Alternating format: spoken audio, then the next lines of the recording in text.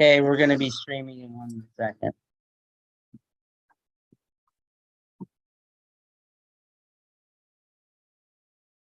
Let me take this out. Okay. Hello, everybody. This is Markus Vähälä from No Labels, No Walls Network and Movement, coming now live from Helsinki, Finland. And we are at the Lapinlahti, which is an art and culture center right in the middle of Helsinki. It's a very exciting place of art, culture, well-being, and citizenship action. And this is the place to be. This is the space we want you to see. And that's why I brought my friend Thomas here. Welcome, Thomas. Thank you. Good to be here. Thomas, can you tell a little bit about Lapinlahti? Well, I think the key word here is mental well-being. So Lapinlahti is actually a former mental hospital, a psychiatric hospital dating back to the 1840s. And over the last 10 years or so, the hospital closed in 2008. And there was a period, an intermission when nothing happened. And over the last 10 years or so, we have had activities growing organically, you could say, with artists coming in, with entrepreneurs coming in, and importantly also having projects coming or established that are combining this heritage of mental well-being, the heritage of caring for our mental health, combining that with the culture activities that are taking place here. So we are doing sort of a combo where we are using the resources from the heritage in order to strengthen the mental well-being of the citizens in Helsinki and beyond. Thank you so much, Thomas. And we are not alone. With me is Michael and Mary from Los Angeles. How are you doing? And tell me where you are at the moment. Hi, we're Michael. And I'm Mary. And we're at the Strindberg Laboratory. We're in Los Angeles. Headquarters. That's right. Headquarters in La Crescenta. That's right. California. And we're in Los Angeles, and we're a theater company based in Los Angeles, and we're so excited to see what's going on over in Lapinlahti. So can't wait to hear what's happening. Thank you and welcome to the show. With me is also Chris from New York. How are you doing, Chris?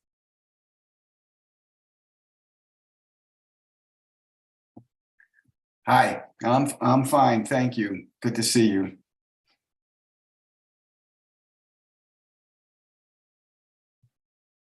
Marcus, there you go. Chris, can you tell a little bit, where are you at the moment? I am in upstate New York. So if you're at all familiar with New York, New York City is about 150 miles straight down from the south of here, right down the Hudson River. This is a rather rural part of New York. In fact, we're getting almost a foot of snow today. It's coming down fast and furious right now. Sounds very exciting. We have a lot of snow here in Finland as well at the moment. And we would like to show all of you how Lapinlahti looks when it's summertime. So we have a small video prepared for you. Nice.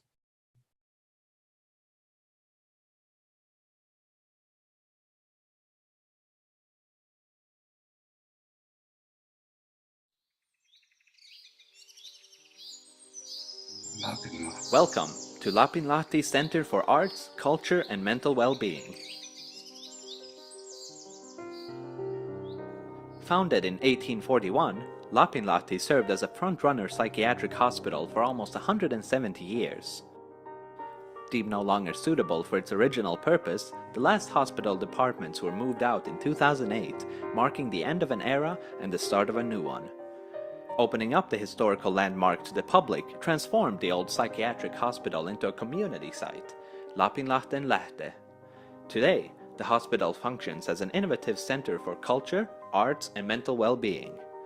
It is home to numerous artist studios, art galleries, mental health activists and associations, a museum, a handicraft store, cafeterias, etc., hosting various events, lectures, seminars, and discussions.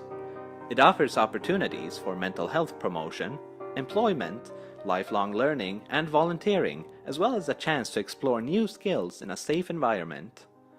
The Lapinlahti community is dedicated to protecting the unique blend of actions and ensuring it remains available for the citizens of Helsinki and beyond. The purpose-driven and inclusive ethos of the initiative provides opportunities for everyone to enjoy a safe, urban parkland environment.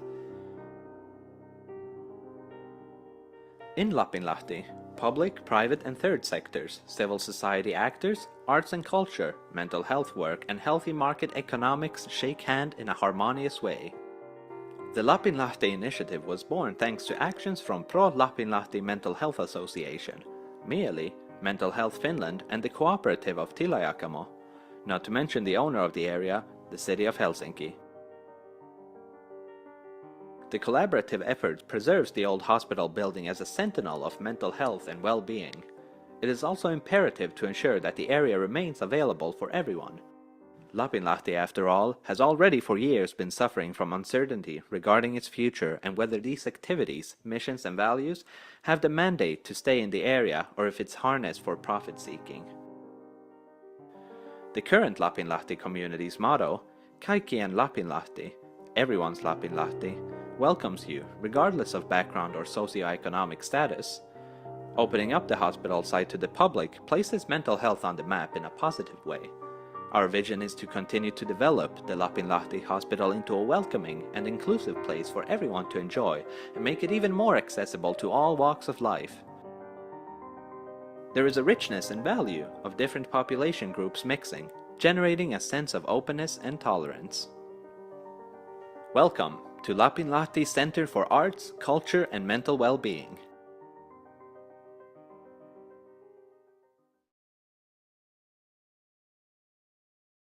Wonderful. That was Lapinlahti in the summer, full of action. And together with me, we have a prominent Finnish media professional, Klaus Welp also. Hi, Klaus. Hello. Hello, party people in the house. Klaus, can you tell a little bit why you are here at Lapinlahti? I heard about the place as the city of Helsinki got a group of artists and also organization for mental well-being, the possibility to rent the house for a short period. It was planned to be just a couple of years.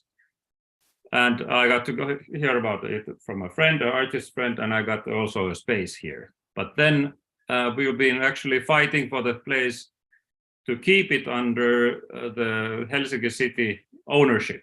So, and the city has had plans to sell it to a developer, how do you say, real estate developer, and we've been actually raising the question that why to sell a really beautiful place, a former mental hospital in the heart of Helsinki on the coast, on the shore. It's a really beautiful house designed by Carl Ludwig Engel, a really famous architect designing all the major historical buildings, or not all, but very many in Helsinki. So it's a national heritage.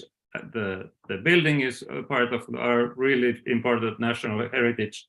And now, of course, the action in this place, it's something absolutely becoming a really strange soup of artists, musicians, and organizations. So there's a lot to protect.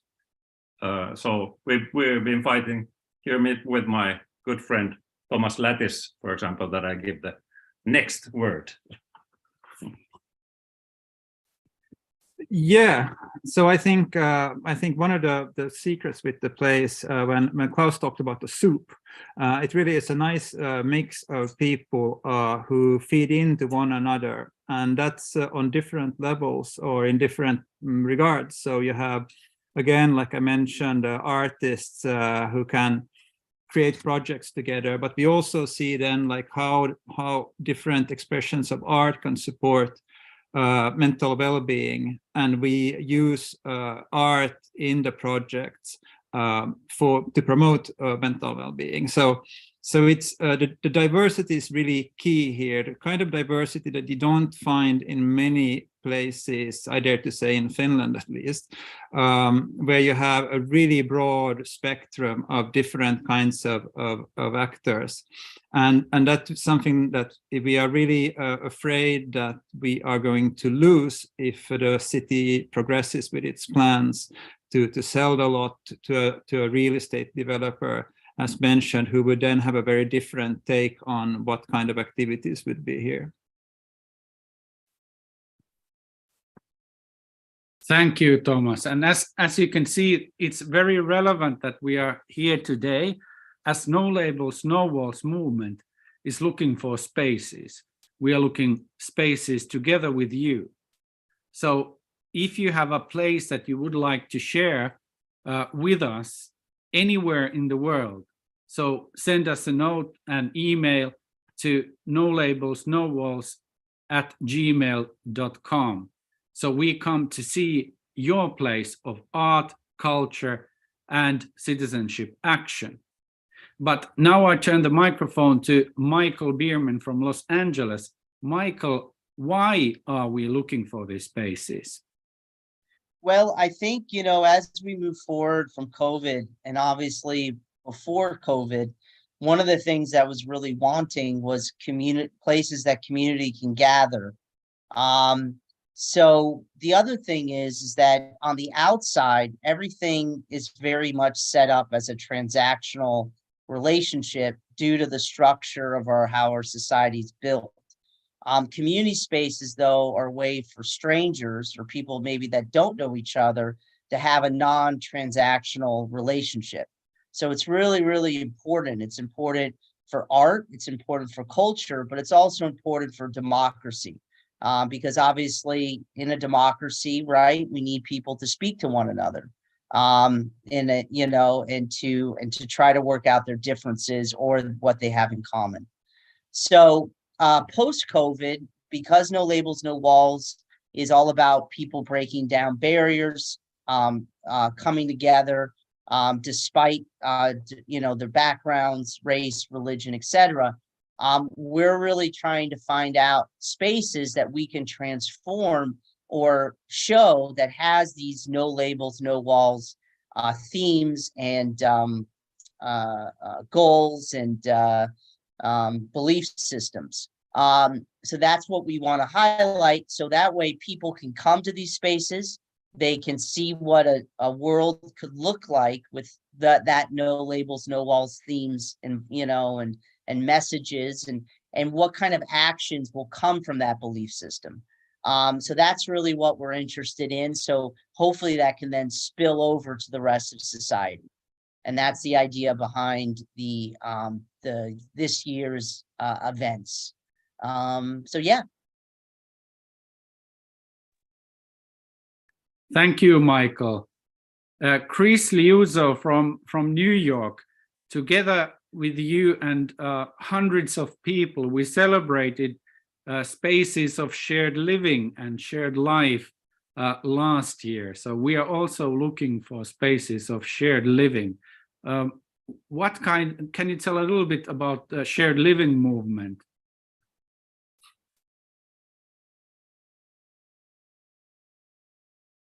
Okay. Well, of course, Marcus, you're aware of it, as is Michael, because you participated in our recent event. But around the world, there are people who are very interested in helping people with disabilities or people who maybe once upon a time lived where you are now to live with people without disabilities and just share their homes and share their lives, as opposed to institutional settings where you are, once was, or even what are so common around the world, group homes of 6, 8, 10, 12 people who don't really know and often don't like one another. So our movement is about helping people find each other, develop relationships, and that's the heart of it all, is to have a genuine relationship that's not based on treatment, but based on mutual care and affection, and help those people live together. And the event that Marcus referenced is happened the same dates as the No Labels, No Walls Fest. And we had people from 10 different countries attend for a day and a half, 2 days, to talk about their shared living experiences around the world. Thank you so much, Chris. People are sharing lives here in Lapinlahti for a very long time, so it has a history. Thomas, can you tell a little bit about the history and the story so far of Lapinlahti?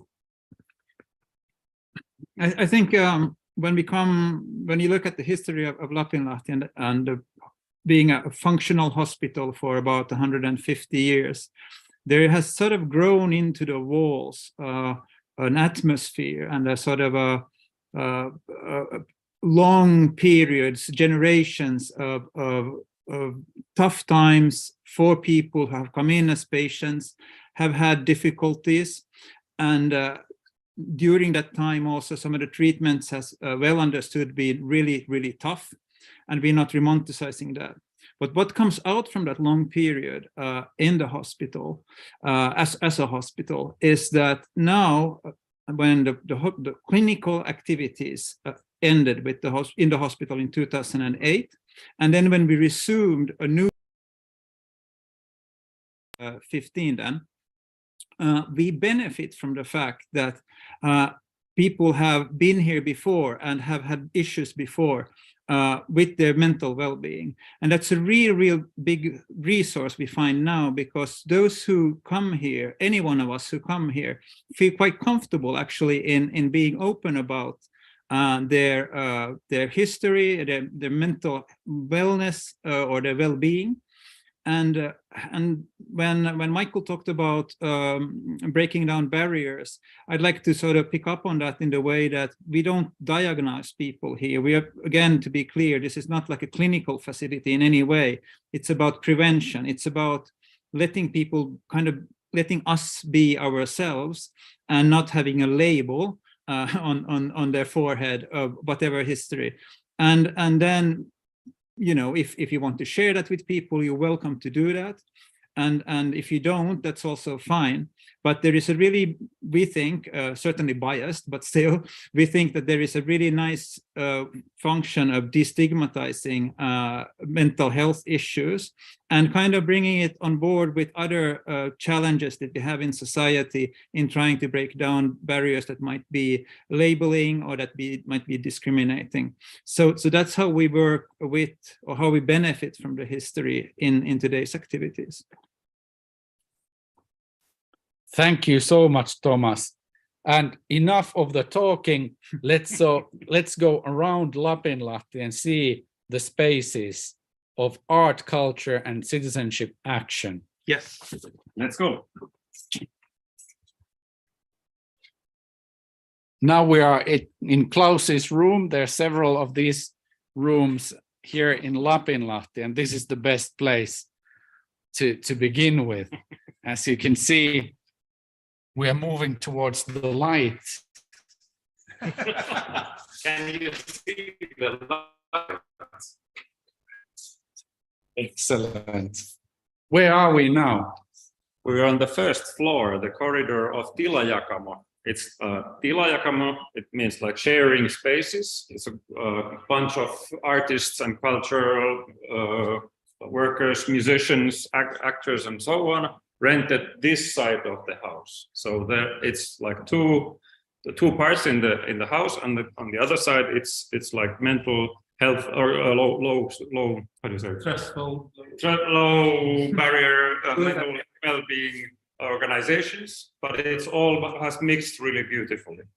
So now we come from like, if you can hear the jazz musicians playing on the background, maybe something, but there's a lot really excellent musicians renting spaces and having their rehearsals around here. So now we continue to the main gallery, the Main corridor and main gallery.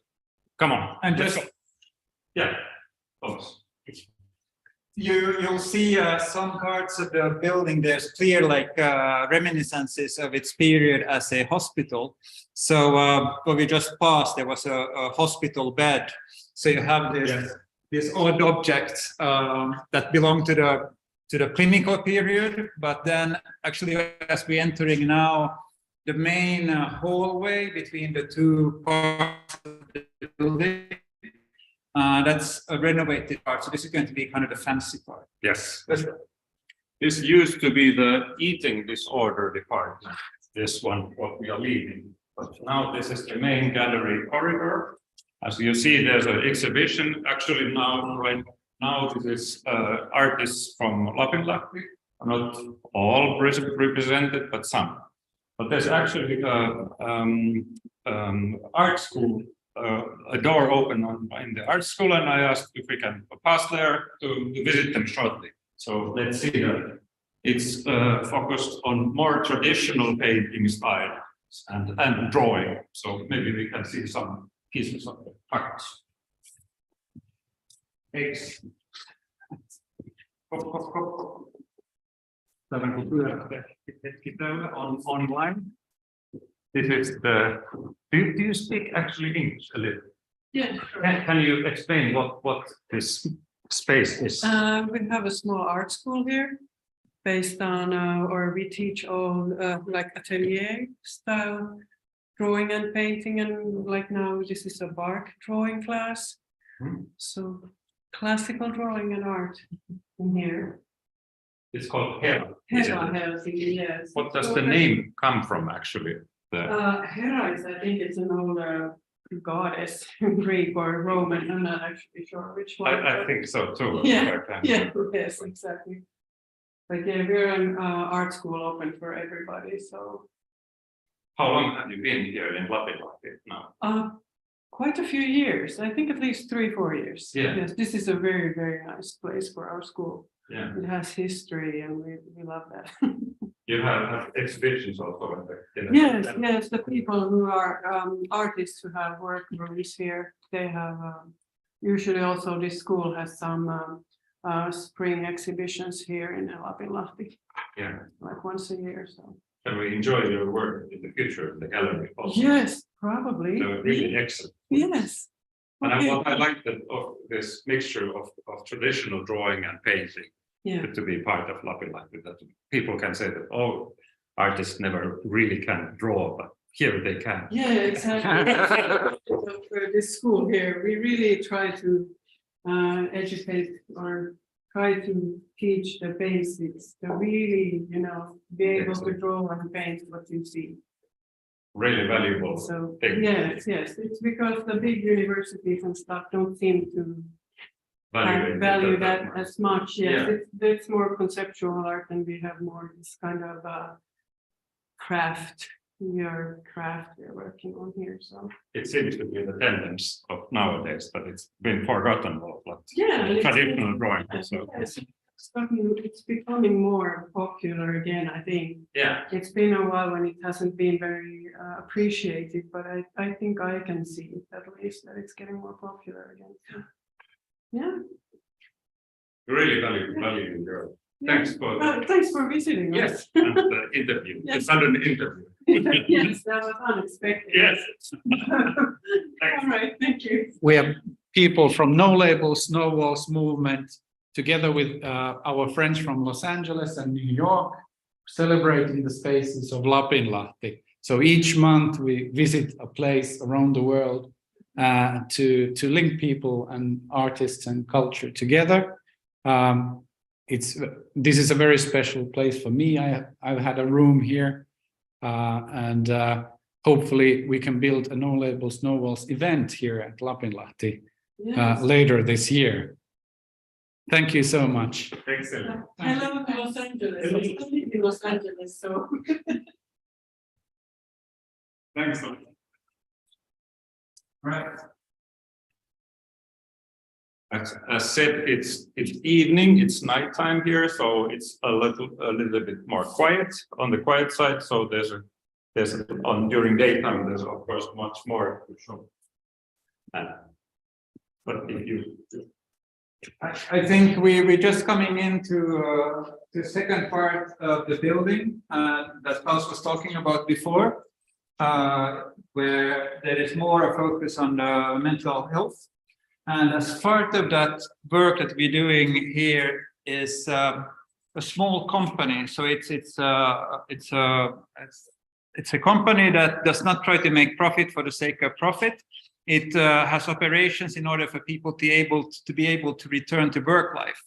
And that company is running a cafe. So the tables that you see here that Marcus is probably going to show quite soon is belonging to this cafe. And it's sort of a heart of the building. It's really where people usually come, like we just have a normal tendency to go where it smells like sweet buns and coffee, and then they enter in there. And it sort of is an entry point for the whole building and for sort of understanding how this whole thing, this whole place functions. So it's a pretty important place in that way, in all its simplicity. Importantly, as we are in Finland and there's snow outside, the company also runs the sauna in this area, because of course we have a sauna where people can go for a good hot sauna and actually go swimming as well, summer or winter. So now, if you go, I asked just 5 minutes ago for the chess. It's the oldest chess club in Finland, the Helsinki Chess Club. I don't know if it's the name. We can film a little bit, but maybe we don't talk that much because they are having their games there. But let's visit the people over there.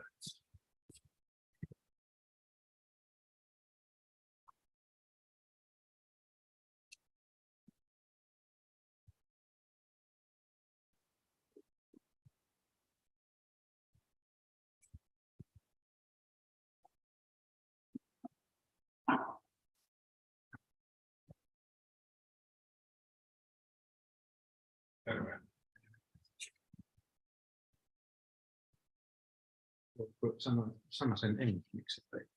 Voimme jotain sanoa. Mutta sen verran kuitenkin, niin sitten kun filmaatte, niin filmatkaa tässä etualalla. Nämä katsovat. Joo, voin tuossa tällä. Joo, eli mitä te haluatte, että mä kerron? Ihan englanniksi. Voimme vähän tänne. Siis minkälaisen? Jos voit kertoa, että what is this chess club about? Yes, okay. So my name is Matti Kaura and I'm the president of the Helsinki Chess Club. So Helsinki Chess Club is actively here in Lapinlahti. So we have 2 nights here as a game evening, and this is our Monday game evenings for Blixt. In Thursdays we have 15 plus 15 minutes. And as a parallel also to the Thursday, we have also youth trainings for primary school young people, in which we have something like 20 people over there.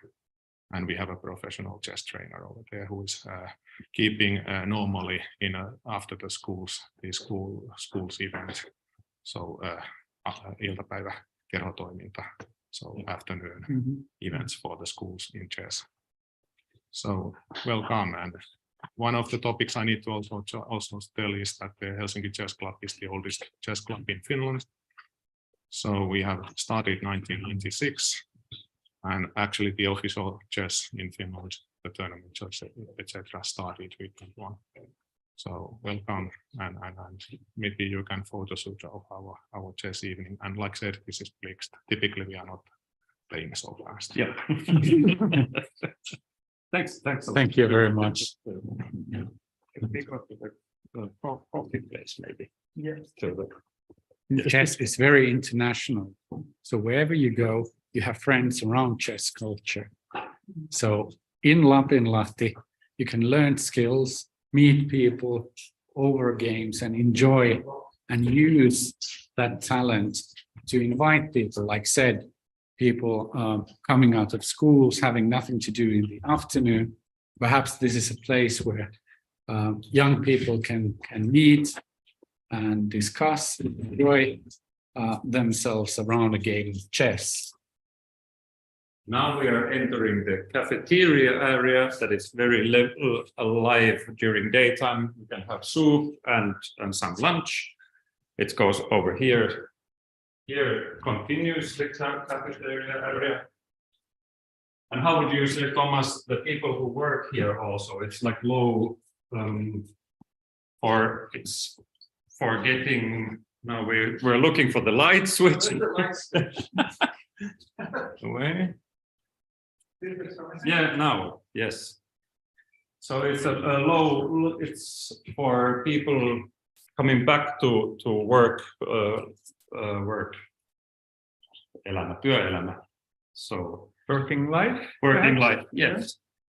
Yeah, it's exactly like that. So, so we want through the cafe and activities at the cafe, we really want to see that those who have dropped out from working life, younger or older, maybe have had a rough time in terms of depression, or have had family issues, have had difficulties earlier in life, meaning that it'd be difficult to get a proper education. They are all very welcome here, and we have actually much more applicants than we can take in. We function both operationally like a cafe, but we also have a therapist. So there's like a support wheel. So everyone who comes here, they still have to work themselves, but there is a therapist that looks after and helps the staff to get on with the day, to have a kind of support tools like lists of things to be done, how to do things, how to grab a new topic during the day, very basic things, but they're very valuable. And this is part of a chain. So once they have been here for some time, we have partners that might be able to accommodate them so they can move on their path onwards. Maybe we show the auditorium, a really nice place also. There's also training activities happening here in Lapinlahti almost daily. So people come here to learn things together. And Lapinlahti offers great venues for that. One of the oldest auditoriums in Helsinki, I presume. And the former stable, as it is, as it were. Really? Yeah, there used to be horses here. Now there's other people horsing around. And this was also a really important place to educate also nurses and psychiatric treaters or professionals. So during the hospital time. So here's been a lot of information passed to professionals. And at this point, I'd like to bring up something. So we talked earlier today about culture, arts, music, the stuff that you saw in the beginning as we came out from Klaus' workspace. Then there's been quite a lot of emphasis on the mental health aspects. And I think that is really in the center. That's how it sort of radiates from that. And always have that mental health aspect. But the third thing, and again, I'm thinking a bit of what Michael said about democracy. We're doing that kind of work as well, and that will tie in with the auditorium here, because on Thursday, this coming Thursday, there's going to be a discussion with local politicians representing the Urban Environment Board, which is basically, not to get into it, the first level of decision making in the city of Helsinki related to public spaces and public buildings and buildings that they own. So we're organizing that discussion on Thursday related to the future of Lapinlahti. This whole the thing that was up, Klaus mentioned about the uncertainty of the future. You know, it'd be a real loss for the city. We dare say, even if we're biased, if the city would let this go and there would be more of a commercially oriented profit-making operator. So I have with me one of the flyers, old style flyers thrown around, tables and on lampposts and where not. And we're hoping to have a good bunch of people both in the auditorium where we're standing, but also streamed online. It's going to be in Finnish, I'm afraid. So even if you're interested in what's happening with the future of Lapinlahti here in Helsinki, that might be a bit difficult to follow for those who are not comfortable in Finnish. If we show the aerial photo of the area. So this is Lapinlahti. This is all it's about. It used to be closed for the public. So there was a sign, you're not allowed to come in. Here was a fence that the people inside couldn't get out. Or there were the closed areas for a little bit more heavy cases in these parts. But now, as you see, it's like a paradise in the center of Helsinki. There's the beautiful house of Venezia. It's Venice. It's called Venice. This is the main building, and we're right now over here. And so this is the Tilajakamu side for more like artsy-fartsy people, and here for the mental well-being organization and so on. But there's a lot of artists here also. And also it's a nice mix of these two sides. And here's a really beautiful sandy beach. And there's actually Lapinlahden Lähde. The Lähde word comes from well, a water well. So how is it? Spring. So there's underwater springs and open land springs. And the idea why they built it in this place was actually also that there's good water. So it was the thinking that good water means well-being and so on. But if I continue, in the beginning of 3 years ago, Helsinki decided to sell it that they want to get rid of it, and we're fighting against it. But there was a ANREP that Thomas was talking about, a company, real estate developer, that wanted to build here a huge hotel, absolutely enormous hotel, and have this sort of like for the breakfast room, something for the hotel. So we fought all together in Lapinlahti, got rid of that hotel. But the crazy thing is that now city of Helsinki, here's a really big autobahn, I call the freeway, and they're planning to make here now a truck canyon for trucks entering the harbor of Helsinki. So we got to save the park from a hotel, but exactly in the same place now they're planning a freeway, like a tunnel. And it's absolutely just crazy. And now we're fighting for that, against this. And this way, actually, this whole thing became much bigger than Lapinlahti. So as Klaus is saying, 2.5 years, it actually goes further back. 4 years ago it started, and 2.5 years ago, there was this big moment when we really had to push backwards, and eventually the hotel was dumped. But now this thing, when it's a tunnel to the harbor, we're not anymore talking about like a local thing in terms of Lapinlahti only. This is about city infrastructure. So we kind of moved into a different ball game, because now we have to sort of challenge how the harbor runs, and where the trucks that Klaus is mentioning, how they're going to be routed into the harbor. So this whole thing got amped up a couple of levels in terms of the challenge, and we're trying to beat it. So again, like the event on Thursday, it's a piece in this discussion, like what do you want to do with this place, and how do you see, this is like one of the punchlines, right? That, you know, how do you see that this is going to be a nice place, whoever owns it, if you have trucks going into a canyon about 100 meters and 300 feet away from here. So a big deal.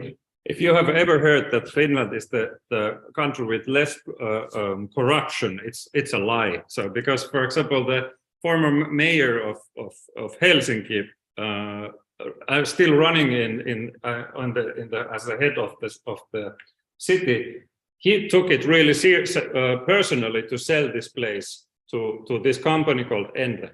And we really fought and really used all the political levels to get rid of us and to get rid of this house and these buildings and this area. And what happened? He quit the job and went to work for this company who wanted to buy this area. So there's your no corruption Finland. Sorry for the ranting. So people everywhere, you can join the fight for Lapinlahti. Thomas will tell you how. Yeah, we are actually, right now we are reaching out to different centers around Europe. that are similar kind art, socially oriented centers, and we want to have them as good examples of where interesting work is done in terms of civil society, in terms of being a non-commercial activity for inhabitants and others. And we want to have them to tell also who owns them on the level of, how are they funded, basically, because our hunch is that there is a lot of locations that are not commercially driven, certainly not like profit commercially driven, which would be the case if this were to go with this NREP company that Klaus mentioned. So we are reaching out to them, and through the emails that No Limits, No Walls has, you are welcome to contact us if you have ideas of locations around the globe where you have activities similar to this one, because we will use them as examples on how we can do things the right way and not the wrong way, as things are, sliding at the moment. You nailed it, Thomas. That was really well said. Thank you, Thomas and Klaus. And let's go back to where we started from, and let's have a discussion of how we can support Lapinlahti and how we can create art, culture, and citizenship movement and well-being together with No Labels, No Walls movement. You want to walk a little bit outside? Yeah, I think it's a bit very different. Follow us. So now it's getting more exciting than ever.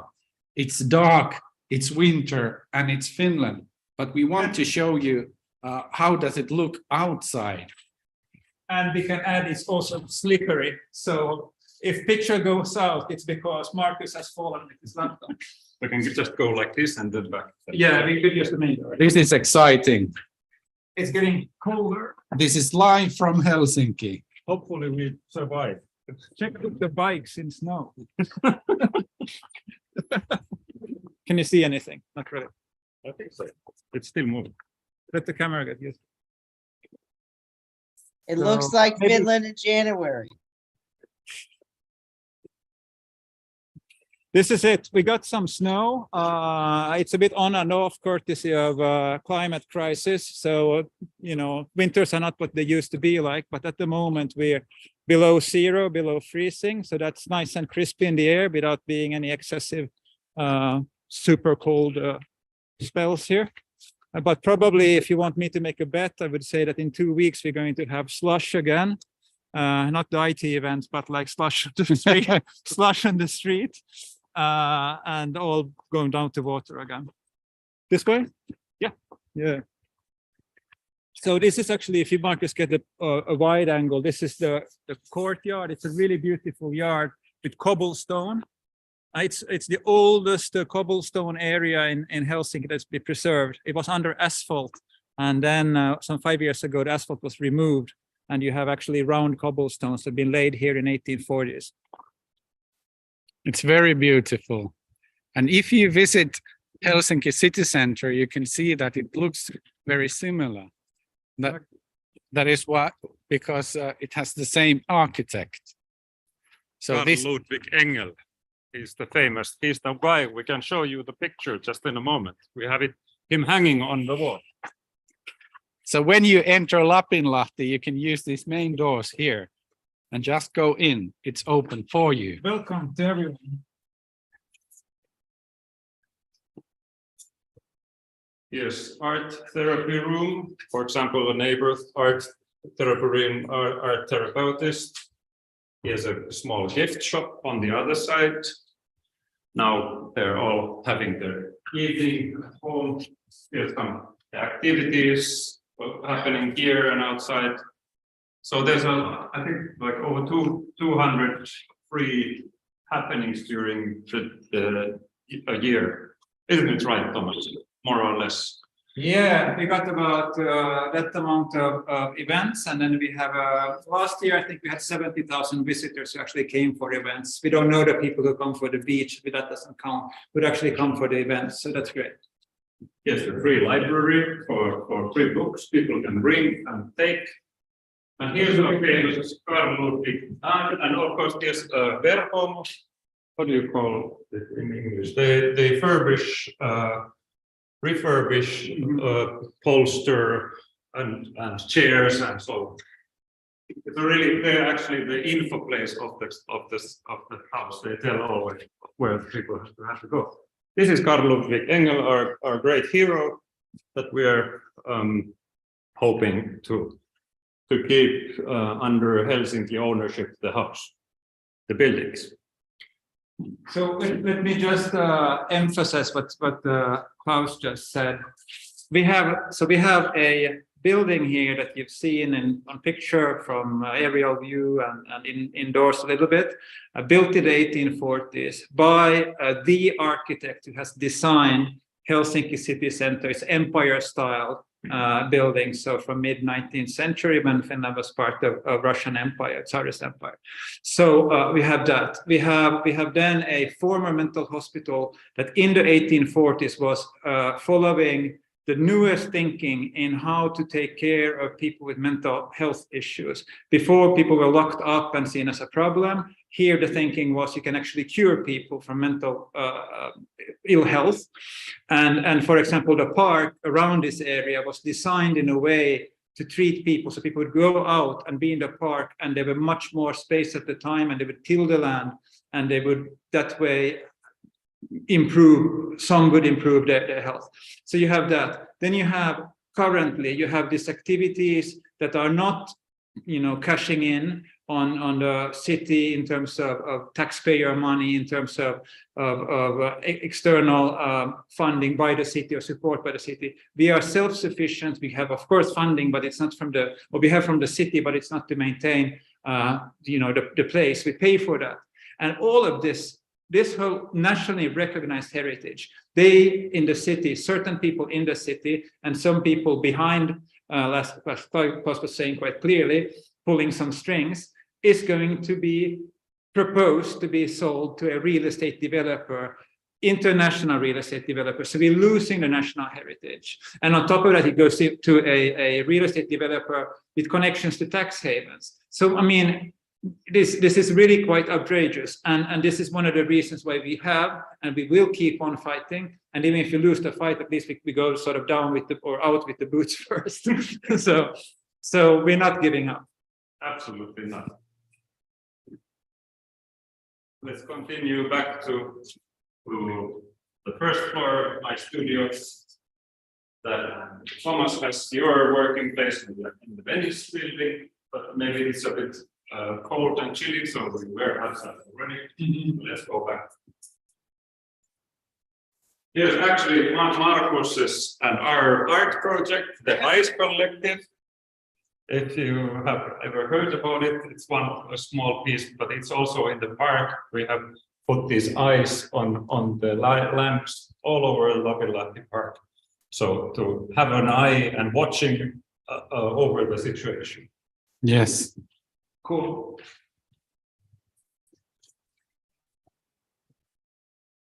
That's a nice one.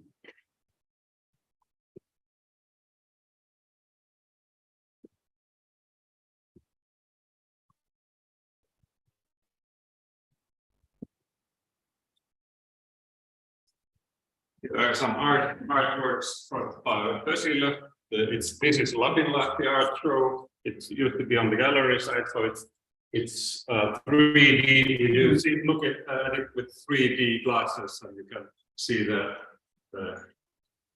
Lapinlahti in 3D.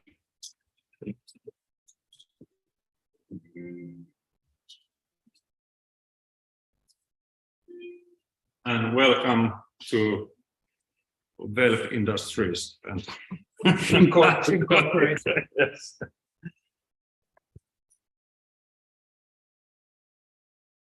We can tell also, we've been doing a documentary film about the whole situation with Thomas now for 5-6 years. We've been following this all this craziness and the activist movement or the citizen movement and the Helsinki people standing up for this situation. It's been really beautiful to follow how a small group can light up something and then it becomes much bigger, like participating in this fight.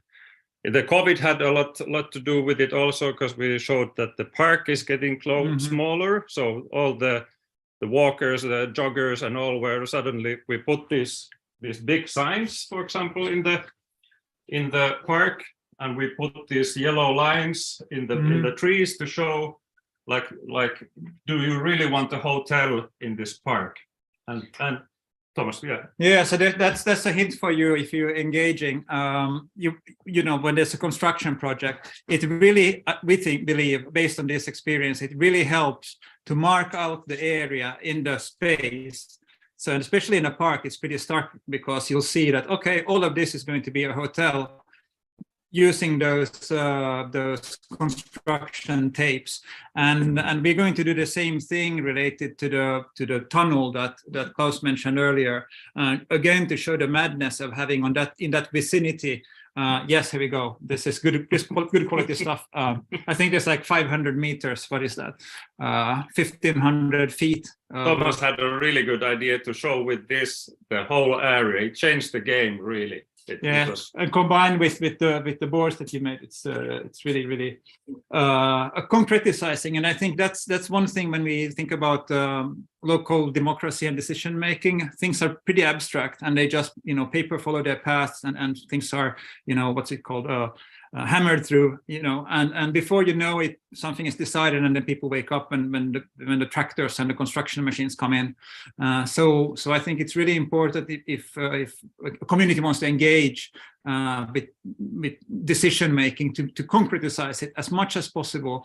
If you can also tell that you know each individual loses something in that process, of course everybody sort of looks after themselves, so that will help.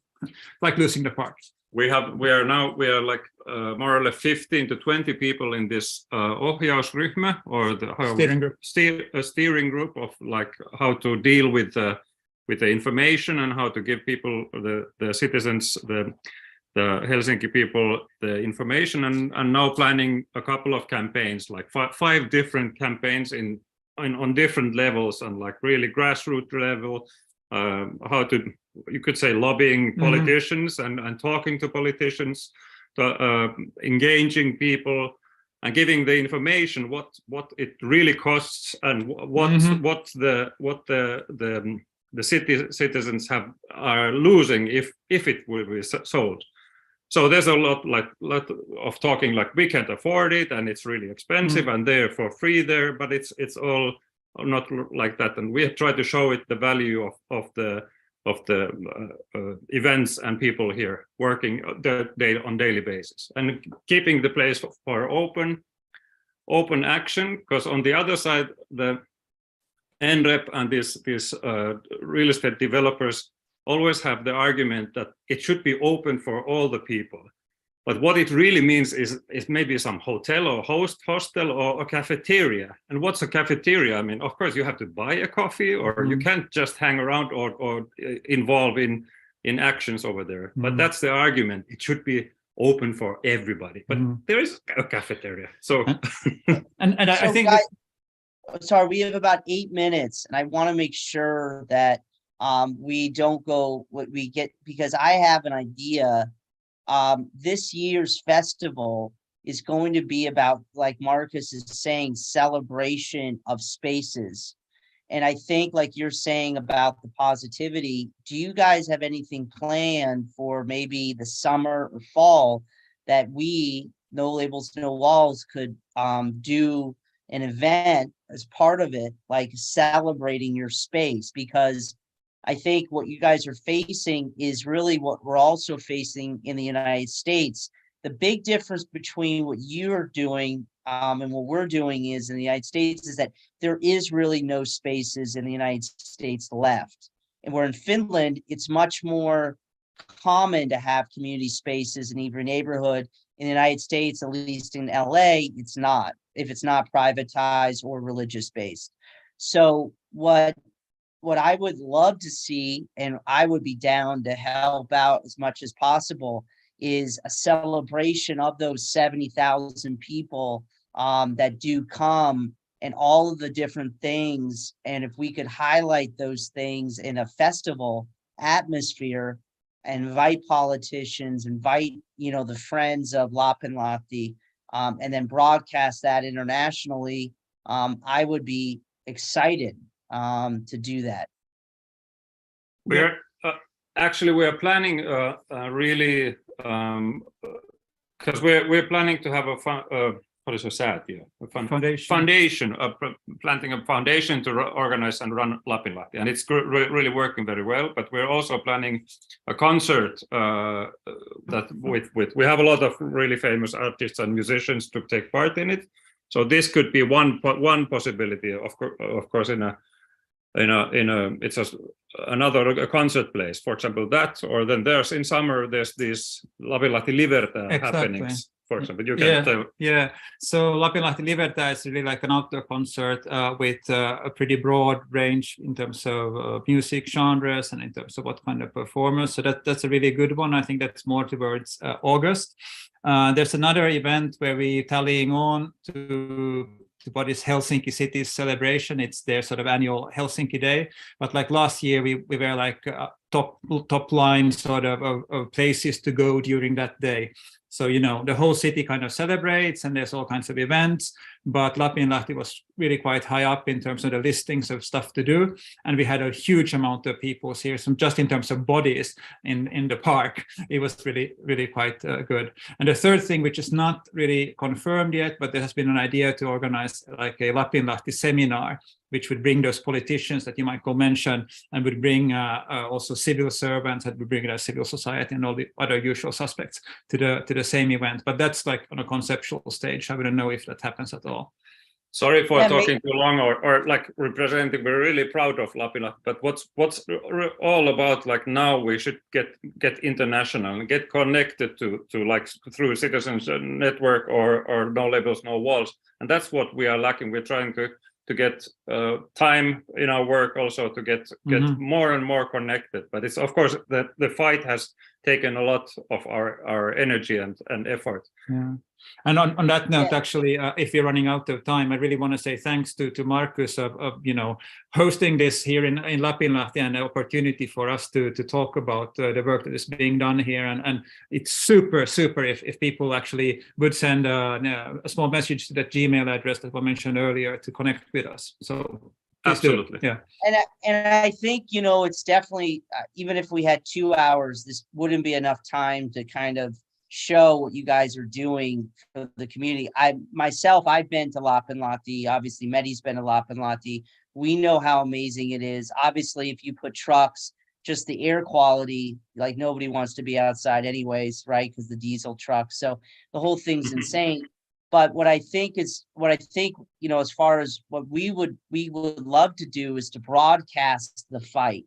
And also, I think the fight, like you're mentioning, is the importance of the space, which is really what the fight's about. So if there's an opportunity for us to perhaps, Markus, I don't know what you're thinking, but have another event where one of those things that they're organizing, we would broadcast, and then maybe we could even add to it, an event based on what you guys are coming up with. That would be something that we would really love to do, to keep showing, showing this great space. What do you think, Markus? I think we need to take Lapinlahti to Los Angeles so we can celebrate Lapinlahti in various places around the world. So think about it. What could be a part of Lapinlahti that we can show in Los Angeles? Or in New York, Chris? What do you think? Send us the tickets. Right. I think, Markus said, I've got a lot of people I can ask about spaces that we can share with you. You said you're looking for spaces that you can show as examples from other places. And I think they exist here in New York. And there's some quality people to ask. And absolutely. And I think, what's interesting is the same thing that you guys are fighting for with your community space, which obviously has a lot to do rich versus poor, right? Because that's really what it is. Absolutely.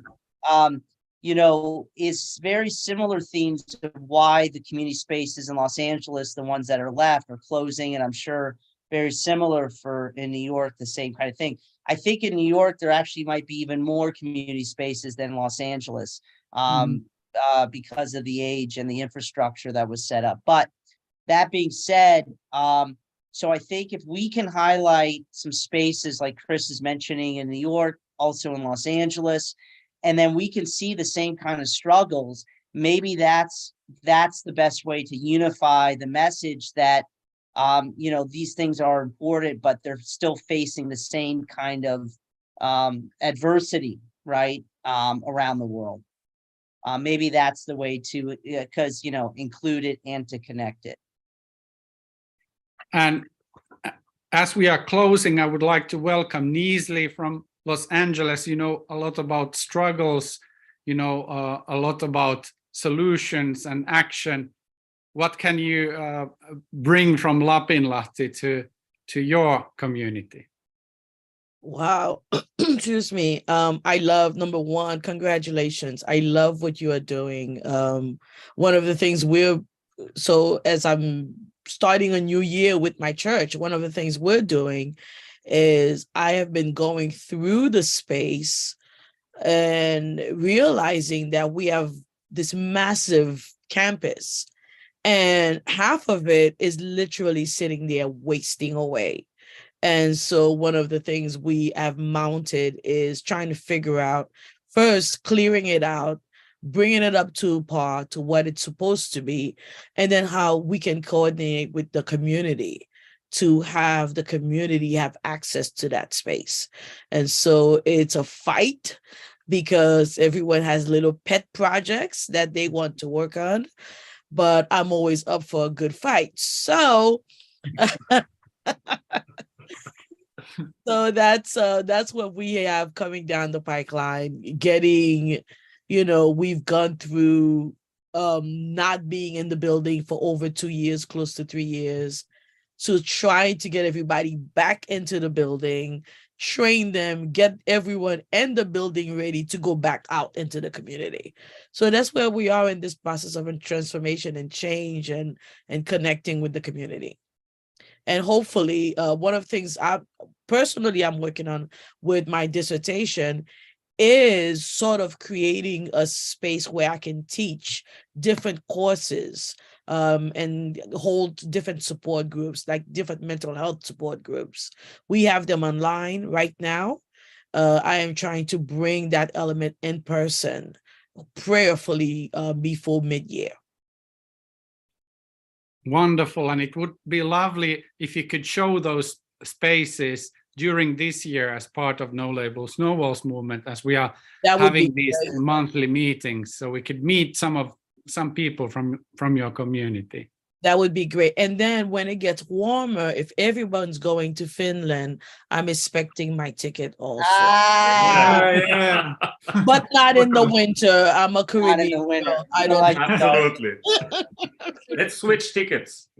Okay. So Michael, back to you. What happens in February? So we're going to this place called the Fairfax Senior Citizen Center, where we started to do ongoing workshops there, but it's a center that's been around, I think, since the 50s, maybe 60s. And now the space is very gentrified. It's run by the city. The area around it's very gentrified, run by the city. Hasn't opened in over 2 years because of COVID. They're struggling to have anybody come. So they're having this Valentine's Day event, this party, and what we're going to do, we're going to be doing some theatrical stuff. We're going to film it, and then we're going to also show the space and what's the uses of it, and then hopefully think about what it can become. A lot of the same things you're bringing up, which is privatization. That corner is probably worth at least, I don't know, in the millions of dollars, if the city decide to sell. What? If not build. Yeah. Well, yeah, I don't know. Yeah, so it's something that we can show the themes of what you're facing and also what that space is facing and how it can be transformed. I do think, though, the for the international to help the fight, right? As we're thinking of how does the international aspect help local fights? I think it's based on the commonalities between the fights, between the problems that everybody's facing, and how if you find solutions over in Lapinlahti, we can then apply them and vice versa to here and to there. So I think that's something that we'll be looking for, to see the commonalities as well as the solutions that we can all use together. And that's that's my idea. Anything you want to say, Mehdi? No. So Definitely